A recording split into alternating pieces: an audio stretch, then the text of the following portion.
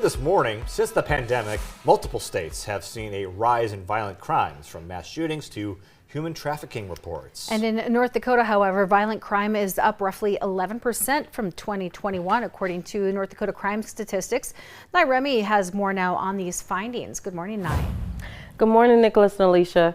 The violent crimes that were recorded in last year's statistics were 31 murders, 216 robberies, 447 sexual assault cases, 1,400 aggravated assaults, and 7 human trafficking incidents. That's a total of 2,100 violent crimes last year. And according to the stats, 400 of these cases obtained a dangerous weapon and 83.7% were males. So how are these stats calculated, and why are the numbers important for you to know? The Associate Attorney General of the United States says these numbers are important as they help formulate and adjust policies to help provide public safety.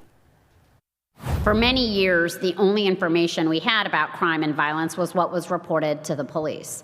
The Bureau of Justice Statistics National Crime Victimization Survey is our country's main source of information on crime, and each year, data are obtained through hundreds of thousands of interviews, from criminal victimization to non-fatal injuries. The Commission uncovered a significant gap between victims' self-reporting of crimes and crimes reported to law enforcement authorities.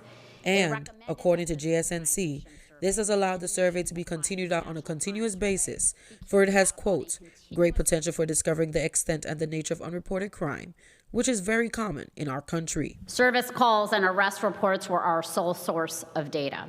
And while information from law enforcement agencies across the country is critical to our understanding of the challenges facing our communities, we've really come to appreciate over time that relying solely on that information doesn't tell the full story. The Department of Justice says without the Violent Crime Survey, they would not be able to provide the right resources to victims affected by these crimes, for it is an essential part of the federal statistical system. Provides vital data about when and where crime occurs, who commits those crimes, the circumstances surrounding those crimes, and the impact on victims.